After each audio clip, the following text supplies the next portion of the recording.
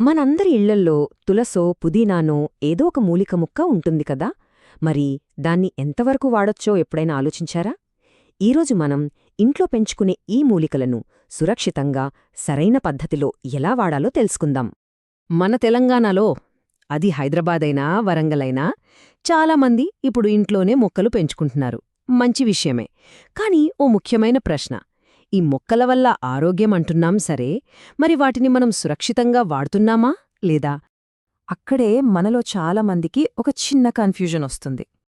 ఇప్పుడు చూడండి, తులసి, పుదీనా, కలబంద వీటిని రోజూ వాడితే మంచిదంటారు. కాని ఎంత వాడాలి, ఎంత వాడితే టూ మచ్ అవుతుంది, ఈ లెక్కమీద మనకు సరైన అవగాహన ఉండదు. అదే అసలు సమస్య. అయితే ఇక్కడ మనం ఓ ప్రమాదకరమైన అపోహ గురించి తప్పకుండా తెలుసుకోవాలి. అయ్యో, అన్నీ న్యాచురల్ కదా, సైడ్ ఎఫెక్ట్స్ ఏముంటాయిలే అని చాలామంది అనుకుంటారు. కాని అది చాలా పెద్ద పొరపాటు. గుర్తుంచుకోండి, ప్రతి శక్తివంతమైన మూలికకు సరైన మోతాదు అనేది ఖచ్చితంగా ఉంటుంది. సహజమైనంత మాత్రాన అపరిమితంగా వాడకూడదు. ముఖ్యంగా మన తెలంగాణలో వేసవికాలం వచ్చిందంటే చాలు, ఎండలెలా ఉంటాయో మనకు తెలిసిందే.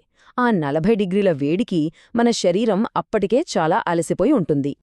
అలాంటి తీవ్రమైన వేడిలో మనం మూలికలను మరీ ఎక్కువగా వాడామనుకోండి, అది మన శరీరంలో ఉన్న సహజ బ్యాలెన్స్ను దెబ్బతీస్తుంది.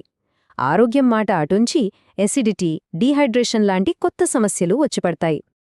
అయ్యో, మరి దీనికి పరిష్కారం ఏంటి అని కంగారు పడకండి. ఇప్పుడు మనం దీనికొక ప్రాక్టికల్ గైడ్ చూద్దాం. ఏ మొక్క ఎంత వాడాలో స్పష్టంగా తెలుసుకుందాం.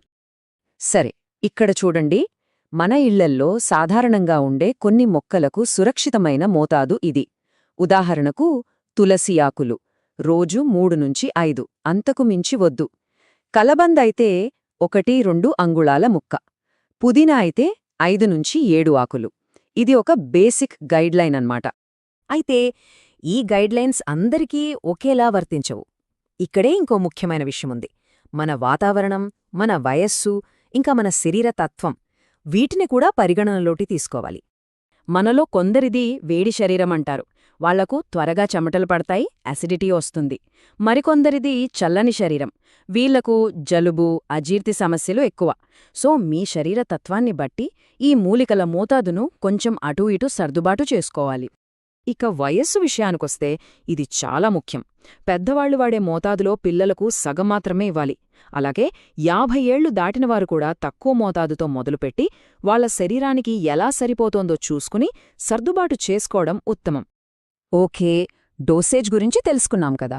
ఇప్పుడు మనం తెలియకుండా చేసే కొన్ని కామన్ మిస్టేక్స్ ఏంటో, వాటిని ఎలా సరిదిద్దుకోవాలో చూద్దాం. చూడండి, ఎంత వాడుతున్నామన్నదే కాదు, ఎలా వాడుతున్నామన్నది కూడా అంతే ముఖ్యం. ఆకుల్ని ఎప్పుడు పడితే అప్పుడు కాకుండా ఉదయాన్నే కోయాలి. అప్పుడే వాటిలో ఔషధ గుణాలు పీక్స్లో ఉంటాయి. అంతేకాదు, మొక్కను కూడా ఇబ్బంది పెట్టకుండా అవసరమైన 2-3 ఆకులు మాత్రమే తీసుకోవాలి. వాటిని వెంటనే ఫ్రెష్గా వాడేయాలి. ఇక మనం చెయ్యకూడని కొన్ని పనులు చూద్దాం. ఫస్ట్, ఆన్లైన్లో డేటాక్స్ డ్రింక్స్ పేరుతో 15-20 ఆకులు వేసి తాగమంటారు. అస్సలు చెయ్యొద్దు, అది ఓవర్ డోస్ అవుతుంది. అలాగే ఒకేసారి 3-4 రకాల మూలికల్ని కలిపేయడం, ఎక్కువ వారాలపాటు బ్రేక్ లేకుండా వాడటం, ఇవన్నీ కూడా మంచి పద్ధతులు కావు. సో ఫైనల్గా మనం గుర్తుపెట్టుకోవాల్సింది ఏంటంటే, ప్రకృతి మనకిచ్చిన వరమే అయినా మితంగా వాడాలి, అవగాహనతో వాడాలి. అన్నింటికంటే ముఖ్యంగా మీ శరీరం ఏం చెప్తుందో వినండి. ఈ శక్తివంతమైన మొక్కల ప్రయోజనాలను తెలివిగా పొందుదాం.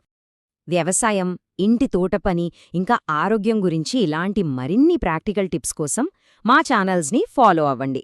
మా వాట్సాప్, టెలిగ్రామ్ లింక్స్ కింద డిస్క్రిప్షన్లో ఉన్నాయి. తప్పకుండా సబ్స్క్రైబ్ చేసుకోండి.